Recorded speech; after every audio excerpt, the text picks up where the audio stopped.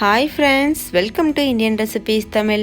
நம்ம இன்றைக்கி ரொம்ப டேஸ்டியான பிஸ்கட் ரெசிபி எப்படி செய்கிறதுன்னு பார்க்க போகிறோம். அதுவும் வீட்டில் இருக்க ரவை வச்சு நல்ல முறுமுறுப்பாக கிறிஸ்பியான பிஸ்கட் ரெசிபி.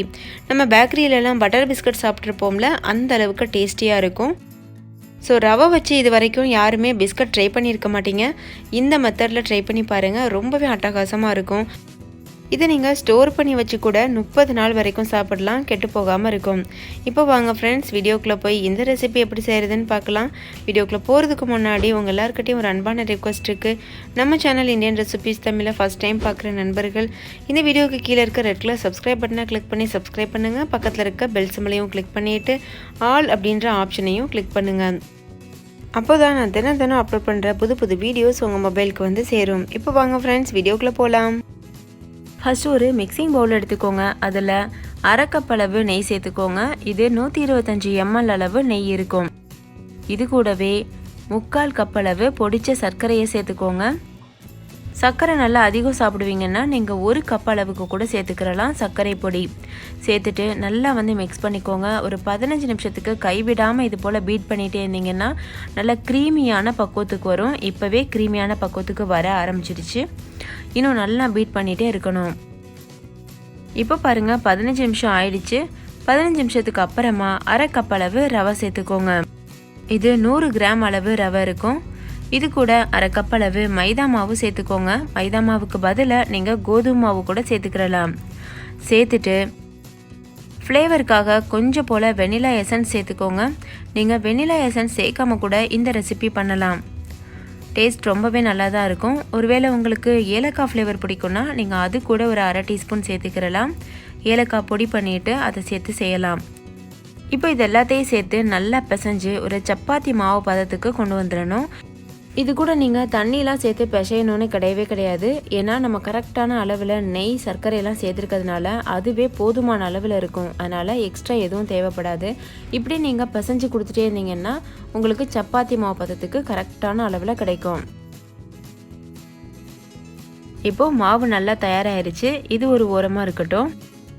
இதை மூடி ஒரு 10 நிமிஷம் அப்படியே ஊற விடுங்க. ஏன்னா இதில் நம்ம ரவை சேர்த்துருக்கோம்ல, ரவை நல்லா ஊறி உப்பி வரணும். அதுக்காக ஒரு 10 நிமிஷம் அப்படியே விட்டுருங்க. 10 நிமிஷத்துக்கு அப்புறமா பாருங்கள், ரவையெல்லாம் நல்லா ஊறிட்டு கரெக்டான பக்குவத்தில் இருக்கும். இப்போ சின்ன பால் சைஸில் உருட்டி நம்ம இதை பிஸ்கட்ஸ் தயார் பண்ண போகிறோம். இதை சின்னதாக ஒரு லட்டு பதத்துக்கு நீங்கள் பிடிச்சிக்கோங்க. ரொம்ப தட்டையாக தட்டிடக்கூடாது. ஏன்னா நம்ம பேக் பண்ணும்போது அது தானாகவே ஷேப் எடுக்கும். நல்ல ஒரு சர்க்கிள் ஷேப்புக்கு எடுக்கும். ஒரு இட்லி தட்டு எடுத்துக்கோங்க. அதில் கொஞ்சம் போல் நெய் தடவிக்கோங்க. நீங்கள் இட்லி தட்டு தான் எடுக்கணும்னு கிடையாது. நார்மலான பிளேட் கூட எடுத்துகிட்டு அதில் கூட நீங்கள் நெய் தடவலாம். பாருங்கள், இது போல் உருட்டிட்டு லேசாக ப்ரெஸ் பண்ணிவிட்டு அப்படியே வச்சுடுங்க. ரொம்ப ப்ரெஸ் பண்ணக்கூடாது. இதை இப்போ நம்ம ஓவனில் பேக் பண்ண போகிறதில்ல, கடாயில் பேக் பண்ண போகிறோம். ஸோ நல்லா அடிகனமான கடாயை எடுத்துகிட்டு அதில் ஒரு ஸ்டாண்டும் வச்சுட்டு ஹை ஃப்ளேமில் வச்சு மூடி ஒரு 10 நிமிஷத்துக்கு இதை ப்ரீஹீட் பண்ணணும்.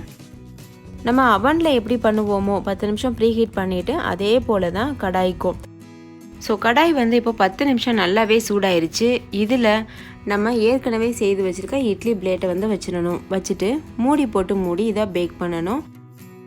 மூடி மீடியம் ஃப்ளேமில் வச்சுட்டு 20லேருந்து 25 நிமிஷம் வரைக்கும் பேக் பண்ணி எடுத்துக்கோங்க. ஸோ கடாய் டைமிங் பார்த்தாச்சு. அவன் டைமிங்கும் பார்த்துடலாம். 180 டிகிரி செல்சியஸில் ப்ரீஹீட் பண்ண அவனில் 15 நிமிஷத்துக்கு பேக் பண்ணி எடுத்துக்கோங்க. ஸோ அவனில் செய்ய விருப்பப்படுறவங்க இந்த டைமிங் ஃபாலோ பண்ணிக்கோங்க. ஓகே ஃப்ரெண்ட்ஸ், இப்போ 20 நிமிஷம் ஆயிடுச்சு. நம்மளுடைய பிஸ்கட்ஸ் சூப்பராக பேக் ஆகி வந்திருக்கு. பாருங்கள் எவ்வளோ சூப்பராக இருக்குது. இது ஃபஸ்ட்டு கொஞ்சம் மிருதுவாக இருக்க மாதிரி இருக்கும். நல்லா ஆறுனதுக்கு அப்புறம் வெளியில் எடுத்து பார்த்தீங்கன்னா ரொம்பவே முறுமுறுப்பாக கிறிஸ்பியாக ரொம்ப டேஸ்டியாக இருக்கும். ஸோ ஒரு 5 நிமிஷம் ஆற விட்டுட்டு அதுக்கப்புறம் எடுத்து சாப்பிடுங்க. நீங்களே பாருங்கள் எவ்வளோ அழகாக பேக் ஆகி வந்திருக்கு. பார்க்குறதுக்கே தெரியும் உங்களுக்கு அவ்வளோ கிறிஸ்பியாக பேக்கரியில் வாங்கக்கூடிய அதே டைப் ஆஃப் பிஸ்கட்டாக இருக்கும். ஸோ கண்டிப்பாக நீங்கள் ட்ரை பண்ணி பார்க்கணும். ட்ரை பண்ணிவிட்டு உங்கள் எக்ஸ்பீரியன்ஸ் எப்படி இருந்ததுன்னு கமெண்ட்லேயும் கூட ஷேர் பண்ண மறந்துடாதீங்க. ஸோ இந்த வீடியோ உங்கள் எல்லாருக்கும் ரொம்ப பிடிச்சிருக்கும் நம்புகிறேன். பிடிச்சிருந்தா லைக் பண்ணுங்கள். உங்கள் ஃப்ரெண்ட்ஸ் கூட நிறைய ஷேர் பண்ணுங்கள். ஸோ அவங்களும் பார்த்து பயன்பெறட்டும். இன்னொரு சூப்பரான ரெசிபியோட நான் உங்களை சந்திக்கிறேன். அதுக்கு முன்னாடி நம்ம சேனல் இந்தியன் ரெசிபீஸ் தமிழை சப்ஸ்கிரைப் செய்யாத நண்பர்கள் இந்த வீடியோவுக்கு கீழே இருக்க ரெட் கலர் சப்ஸ்கிரைப் பட்டனை கிளிக் பண்ணி சப்ஸ்கிரைப் பண்ணுங்கள். கூடவே இருக்க பெல் சிம்பலையும் கிளிக் பண்ணிவிட்டு ஆல் என்ற ஆப்ஷனையும் கிளிக் பண்ணுங்கள். அப்போ தான் நான் தினம் அப்லோட் பண்ணுற புது புது வீடியோஸ் உங்கள் மொபைலுக்கு வந்து சேரும். ஓகே ஃப்ரெண்ட்ஸ், இன்னொரு சூப்பரான வீடியோவோட நான் உங்களை சந்திக்கிறேன். தேங்க்யூ, பாய்.